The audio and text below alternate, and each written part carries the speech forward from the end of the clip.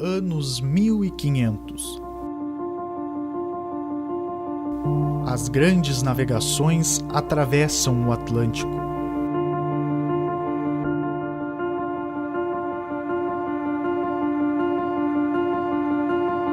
Na Europa, a Igreja Católica está ameaçada. A reforma protestante faz com que o número de católicos diminua consideravelmente. É hora de agir. O padre Inácio de Loyola, então, funda em 1534 a Companhia de Jesus. Nascia assim a Ordem dos Jesuítas, que logo se espalharia pelo mundo, a fim de difundir a Igreja de Cristo nos confins da terra. Em meio às matas intocáveis da América do Sul, padres jesuítas ergueriam as missões, povoados onde os indígenas seriam catequizados e, ao mesmo tempo, protegidos de ataques dos colonizadores. Em 1609, no coração do Paraguai, os jesuítas erguem a primeira missão, San Inácio Guaçu. Ao passar dos anos, novas e mais novas missões seriam edificadas. 3 de maio de 1626, o padre jesuíta Roque Gonzales de Santa Cruz atravessa as águas turvas do rio Uruguai e chega ao que hoje é o Rio Grande do Sul, município de São Nicolau. Em meio aos guaranis, Roque ergue uma cruz de madeira e reza a primeira missa em solo gaúcho. Era o início de uma epopeia. Em 10 anos, 18 reduções foram erguidas em solo rio-grandense. São Nicolau do Piratini, Assunção do Ijuí, Caró e tantas outras. Mas como num sonho, tudo durou pouco. A docilidade dos guaranis atraiu a ganância dos colonizadores. Portugueses e espanhóis, os bandeirantes, caçavam as pobres almas como animais para serem usadas como escravos em suas fazendas. Não houve saída. Em busca de paz, padres indígenas tiveram que abandonar as missões construídas e migrar para a margem esquerda do rio Uruguai, onde hoje é território argentino. 40 anos depois, jesuítas e guaranis retornariam ao Rio Grande do Sul para erguer 7 povoados que marcariam a história da humanidade. É aqui que começa essa história.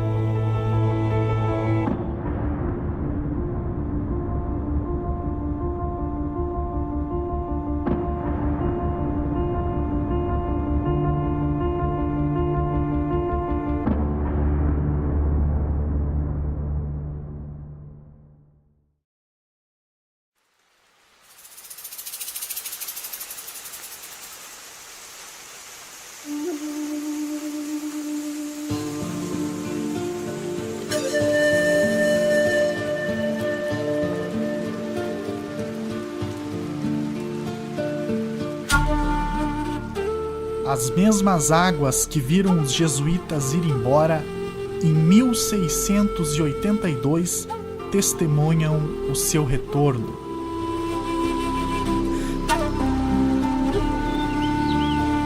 Nas margens do rio Uruguai, de frente à missão de Santo Tomé, é fundado, junto com os indígenas, o povoado de São Francisco de Borja, o primeiro de 7 que seriam erguidos e prosperariam no atual território brasileiro.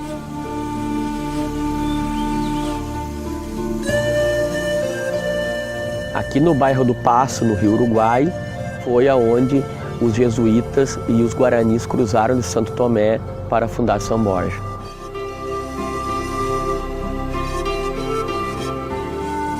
Depois de São Francisco de Borja, funda-se as reduções de São Nicolau, São Miguel Arcanjo, São Luís Gonzaga, São Lourenço Mártir, São João Batista e Santo Ângelo Custódio.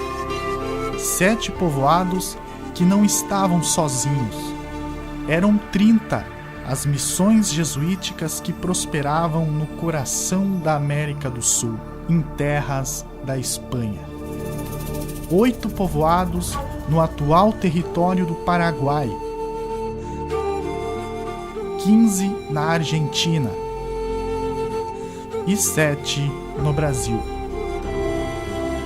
Vilarejos construídos em meio à Mata Virgem, onde a religião era o centro da organização social, onde indígenas do período da Pedra Polida ergueram obras-primas da engenharia e onde se pensou em construir um paraíso em plena terra.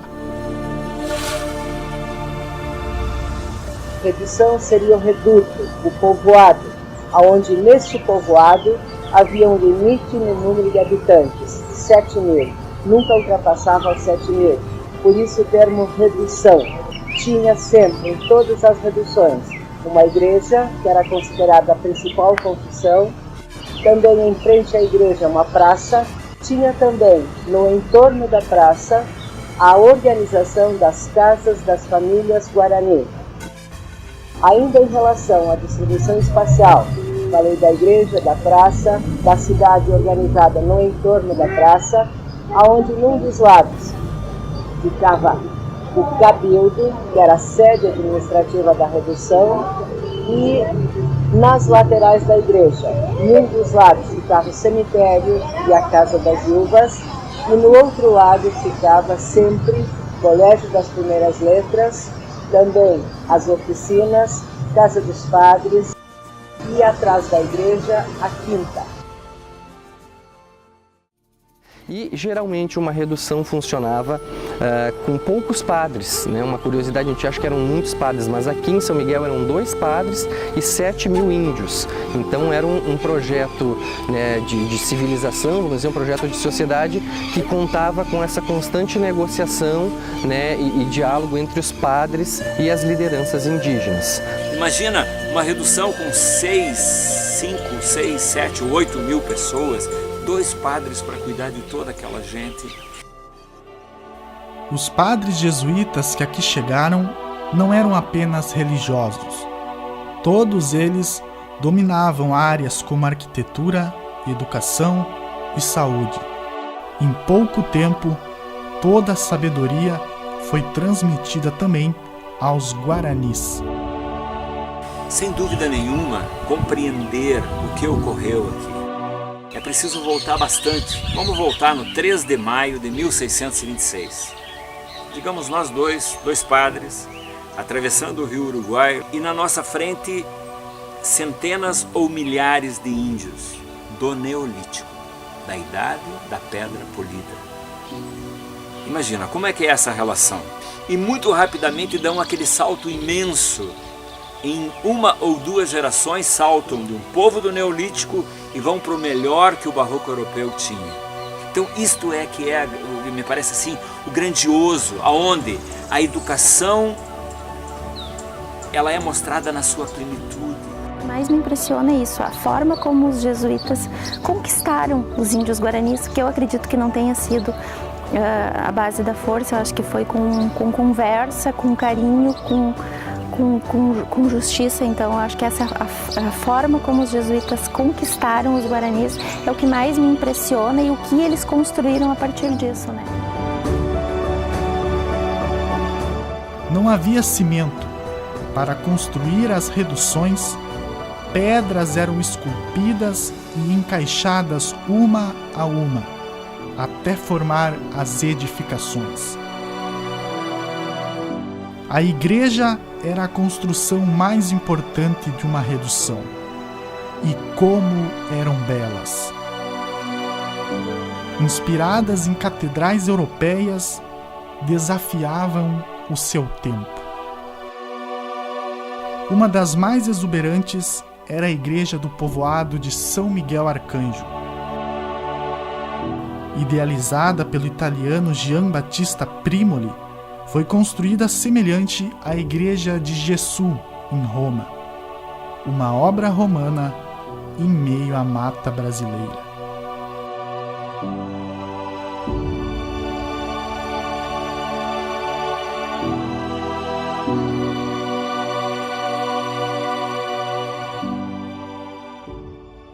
Essa igreja que nós temos ao fundo levou cerca de 10 anos para ser construída, com uma pedreira distante aqui da sede da redução a cerca de 18 quilômetros. Todas as igrejas seguiam o mesmo padrão de grandiosidade. A igreja de São Lourenço, por ser pequena, até tinha menos altares, né? Ela tinha 5 altares. Todos altares dourados com ouro. Os viajantes que por aqui passaram e puderam encontrar ainda esse local aqui, com cobertura, com as paredes todas em pé, eles são quase que unânimes em declarar a beleza arquitetônica dessa igreja. A igreja era o centro de tudo, né? No domingo, os índios que estavam aqui, perto da sede da redução, todos vinham à missa, né? Lá era a entrada da igreja, lá onde tem aquelas colunas, era a entrada da igreja e aqui seria o altar, a sacristia aqui. Então isso, daqui lá deve dar o quê? 60 metros talvez? Eu não sei se na região hoje tem uma igreja suntuosa como essa, né? Eu acredito que não.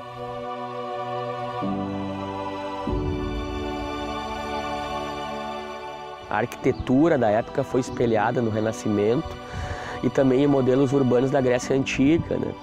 E ter uma estrutura urbana com aquela imponência era com certeza um desenvolvimento cultural e artístico fora do comum para a realidade aqui do Pampa e do Prata, né? Pelos alicerces da antiga igreja, se comprovou que a igreja dos índios, que teve aqui há 3 séculos atrás, era bem maior que a nossa catedral hoje. Dentro das igrejas, corais de indígenas encantavam até mesmo os europeus. São João Batista é o lugar onde a orquestra, o coro de Sepe, os dois juntos tinham 1000 índios, né, como ele mesmo escreve. Aqui se montou um coral de 300 vozes, índios, jovens e crianças que se apresentavam de maneira tão interessante que chegariam a fazer inveja aos melhores músicos da Europa.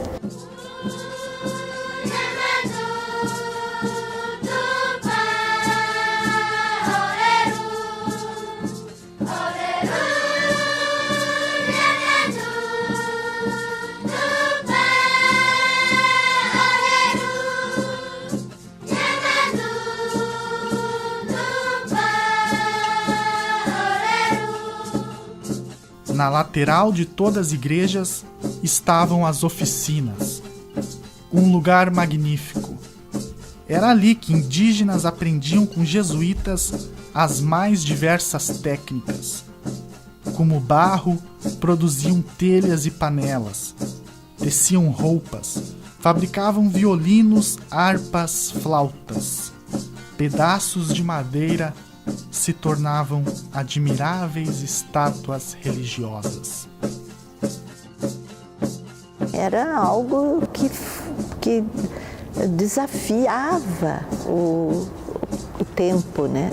Imagina que aqui, nesses confins, né, da América, escrever, produzir as roupas. Eram roupas feitas com linho, com seda, enfim.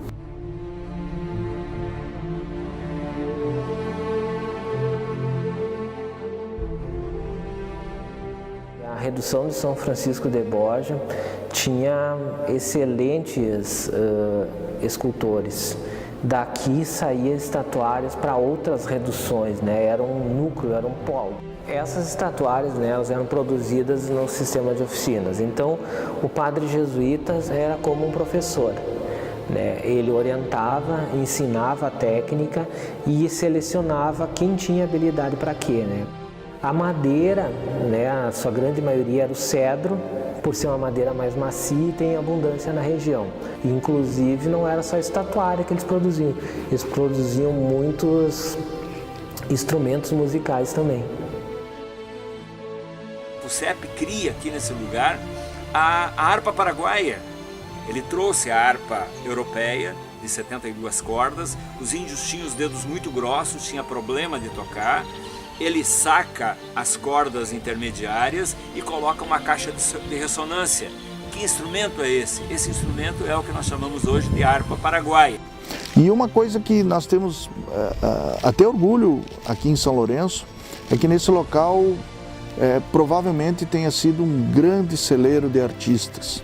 Grande parte dos instrumentos musicais dos 30 povos eram produzidos aqui e daqui talvez tenham saído grandes músicos. Há relatos que produziam-se órgãos aqui, órgãos musicais, instrumentos musicais, mas eu destacaria essa capacidade construtiva de construir mesmo as casas, o templo, né, sendo que a pedreira fica a 18 quilômetros daqui, então foi um trabalho muito de muito esforço e muita habilidade. Ainda dizem, a gente ouve muitas vezes, mas os índios eram selvagens, eram sanguinários, eram ignorantes, etc. e tal. Se eles fossem, não teria as melhores escolas, não teria as melhores orquestras musicais. Na outra lateral das igrejas estavam sempre, além do cemitério, uma construção muito importante, o Cotiguaçu. Era ali que as viúvas e indígenas órfãos eram cuidados.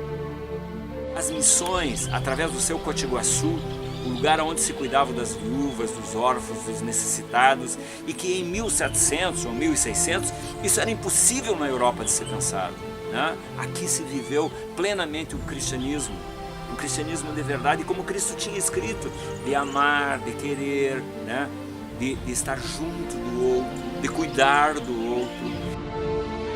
A agricultura era a técnica primordial nas reduções. A riquíssima terra de solo vermelho da região permitia que se plantasse de tudo, com uma abundância. Essa região, hoje chamada de região missioneira, ela possui um solo muito propício, principalmente para pasto.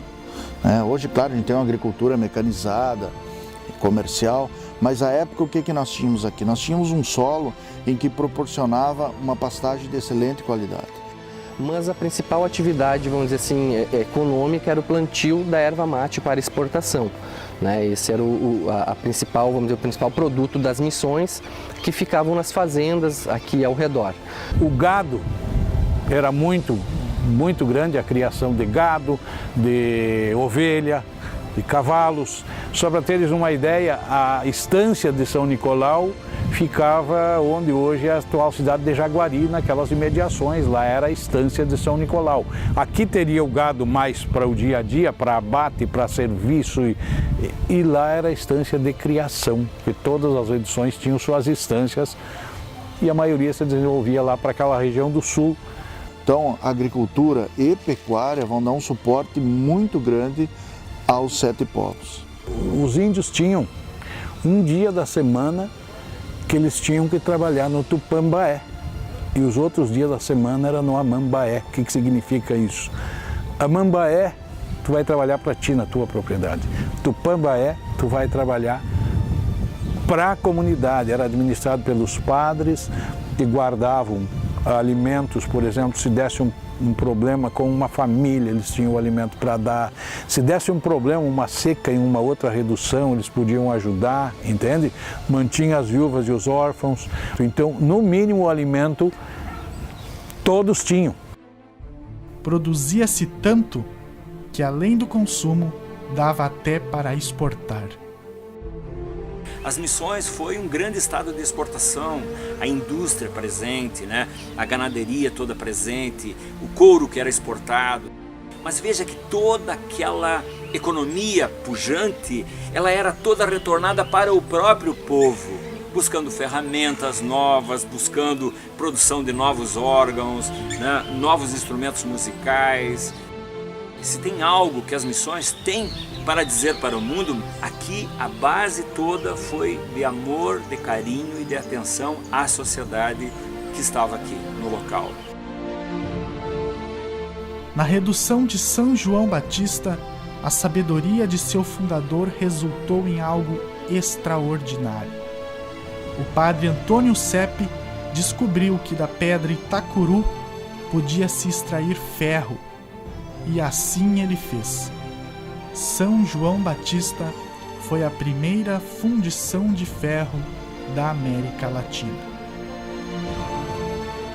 Ao redor da redução tem um conjunto de cantarias. Cantarias é onde estão as pedras, né? Dessas minas, então, ele retira as pedras. Um percentual bem pequeno, entre 1% e 2% desse material é ferro. É uma ferrita, que é algo que pode ser fundido, né? Moía através de vários métodos, levava para perto dos arroios, né? E lá então ele fazia um sistema de bateamento, quase que já num processo mecânico, né? Esse minério então trabalhado vinha para a área da fundição e finalmente para o grande alto forno. O primeiro aço fundido na América se dá exatamente nesse lugar.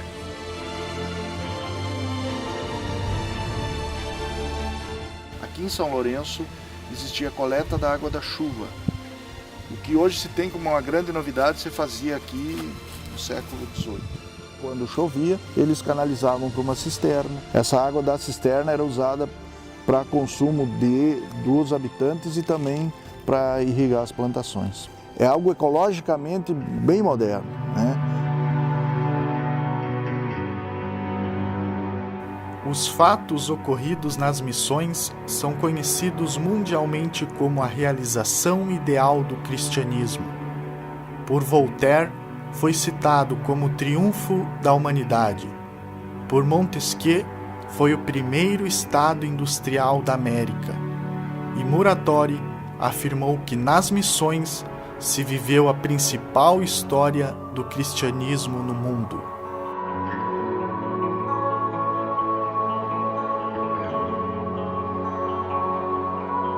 A gente fica imaginando o que poderia ser isso hoje, né?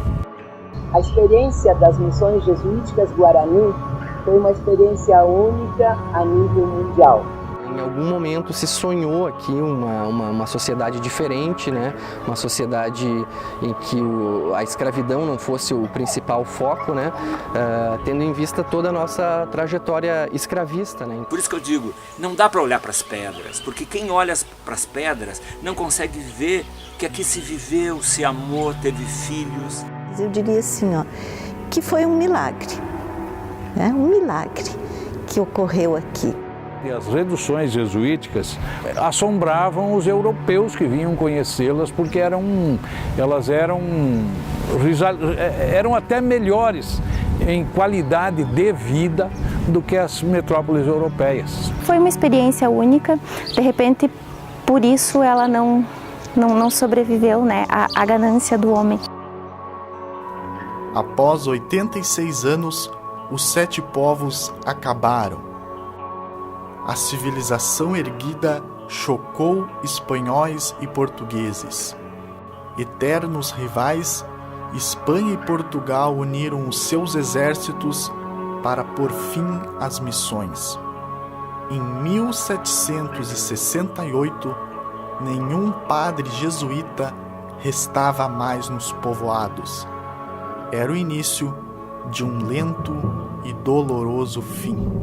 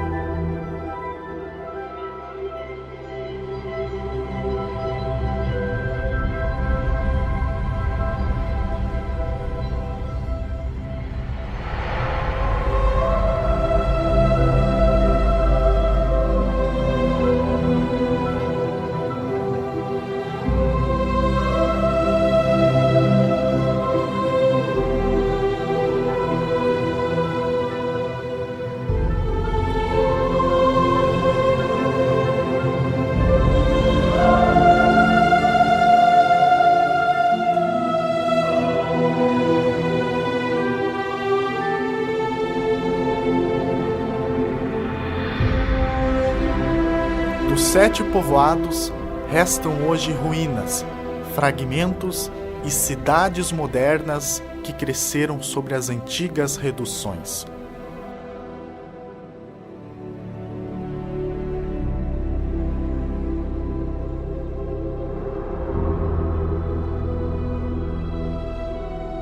Da redução de São Francisco de Borja, ergue-se hoje uma cidade de 60 mil habitantes. O antigo se mistura ao novo. As fontes de água de São João Batista e São Pedro são importantes remanescentes, juntamente com as obras missioneiras preservadas no Museu Municipal e nas 2 maiores igrejas católicas da cidade.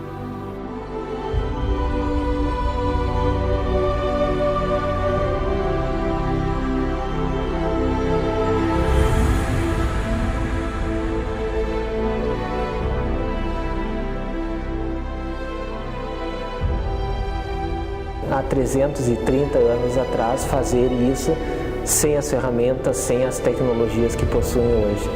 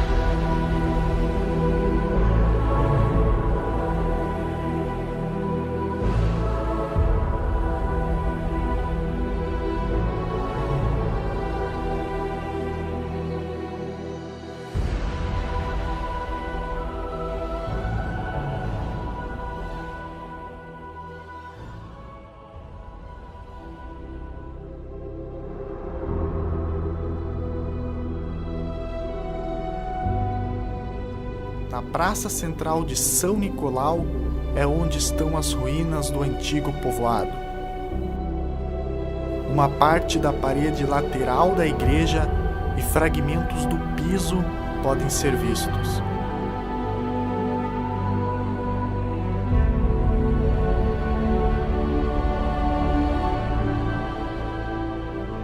Somente aqui restaram ruínas do cabildo e de uma adega.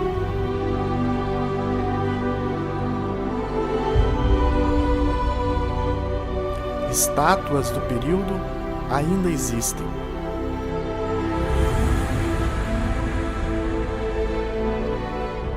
A cidade de 5 mil habitantes cresceu sob o traçado da antiga, incorporando as pedras missioneiras.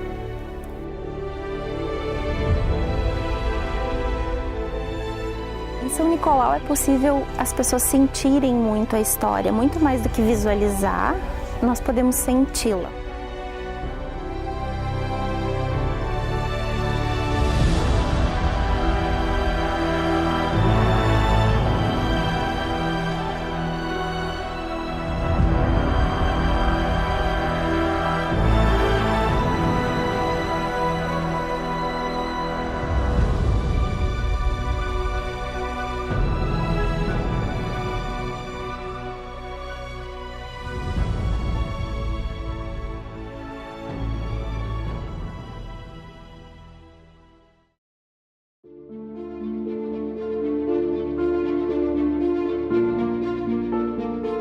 A incrível igreja da Redução de São Miguel Arcanjo mantém-se intacta.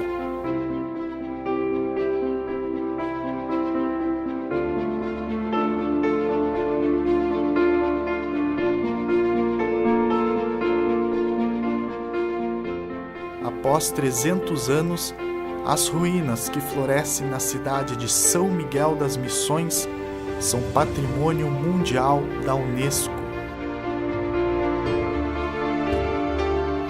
Além da majestosa igreja, é possível observar vestígios das oficinas, Casa dos Padres, Cotiguaçu e Quinta.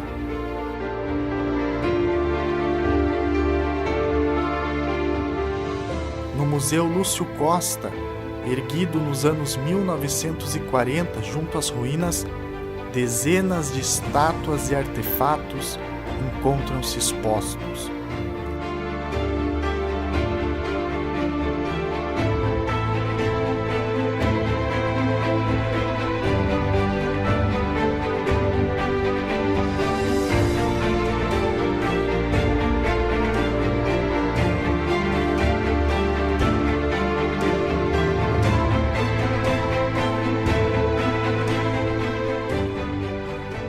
Onde nós podemos contemplar um patrimônio cultural da humanidade.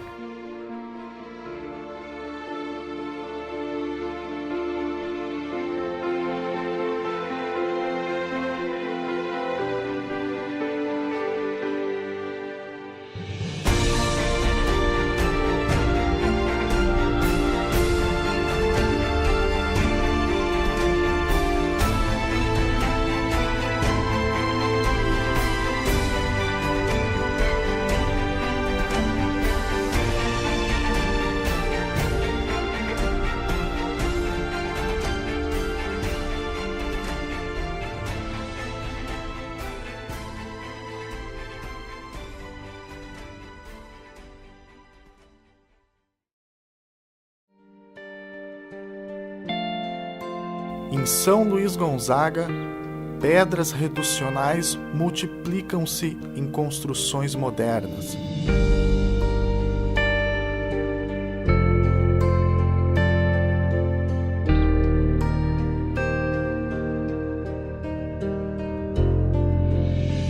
A bela igreja matriz em estilo gótico, construída sobre o antigo templo missioneiro, preserva dentro dela a história. Temos aqui na igreja uma coleção de santos esculpidos, pelos padres e pelos índios, que são uma verdadeira relíquia.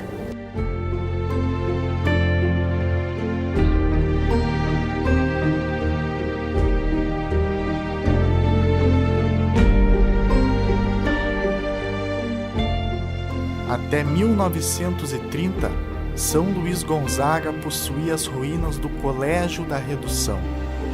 A construção veio abaixo para dar lugar a uma rua, e hoje pouca coisa restou.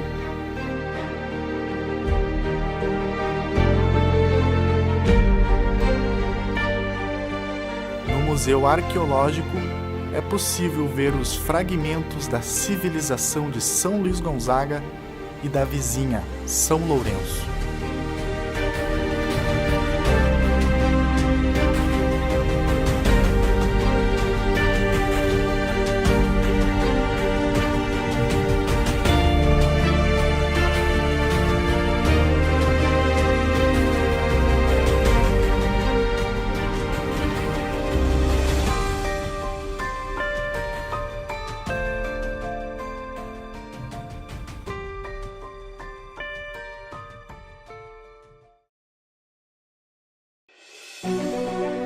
No interior do município de São Luís Gonzaga estão as ruínas do antigo povoado de São Lourenço Mártir.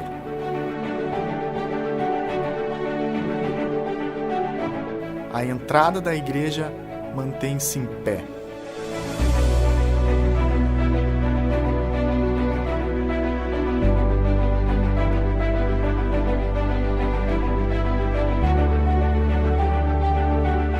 Para onde se olhe, pedras multiplicam-se.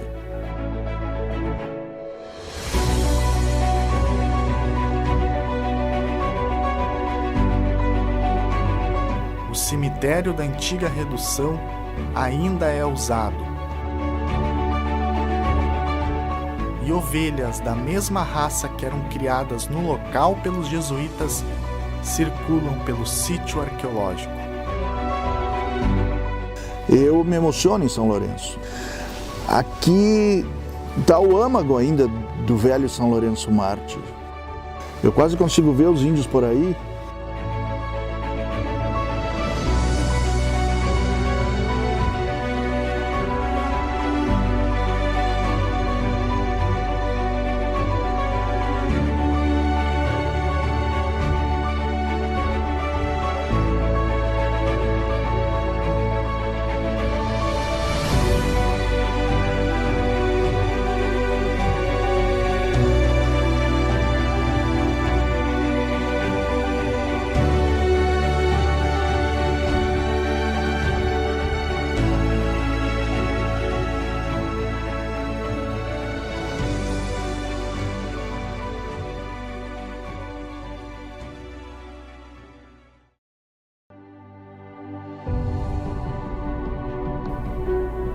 Do povoado de São João Batista, restaram paredes da igreja.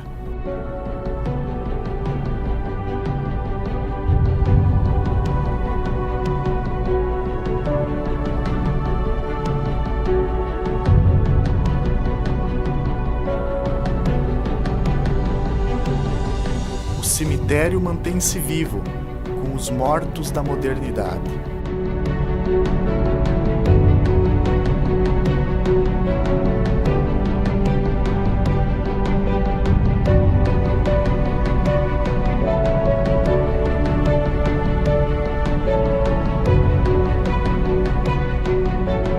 Essa redução é uma redução, possivelmente, a de história mais importante de todos os 30 povos. Ao padre fundador Antônio Sepe, uma homenagem foi erguida.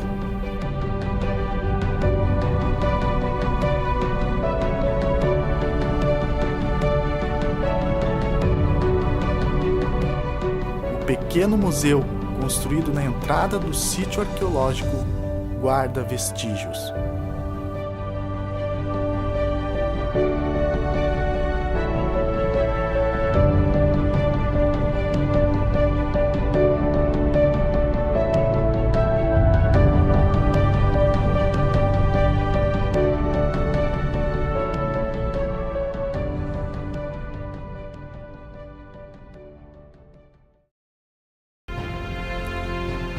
A próspera Santo Ângelo, com 80 mil moradores, é a maior cidade da região. O povoado de Santo Ângelo Custódio praticamente desapareceu.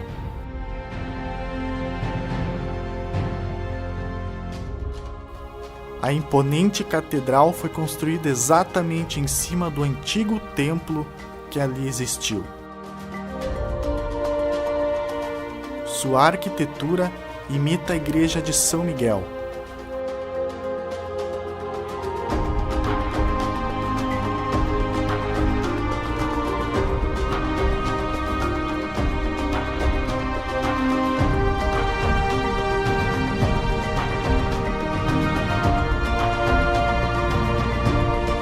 Dentro, uma colossal imagem de Cristo morto feita pelos indígenas da época impressiona.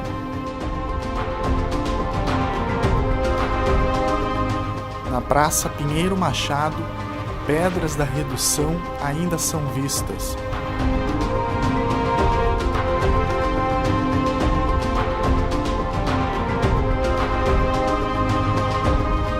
E Santo Ângelo, apesar de ter sido a última redução a ser fundada, foi uma das mais ricas de todas. O Museu Municipal é o guardião de inúmeros vestígios missioneiros.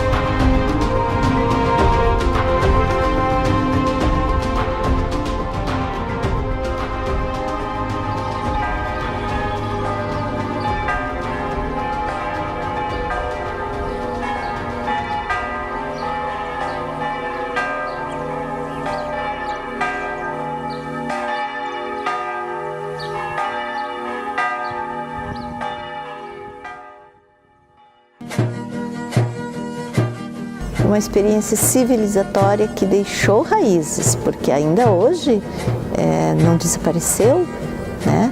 Esse espírito jesuítico, missioneiro. Eu vejo nas missões uma característica que difere de muitas outras e que é uma característica guarani, que é a hospitalidade. Quando eu cheguei aqui, eu dizia para minha esposa, as pessoas me abraçam e me convidam para ir na casa delas, elas não sabem nem quem eu sou. Depois eu entendi que isso é Guarani.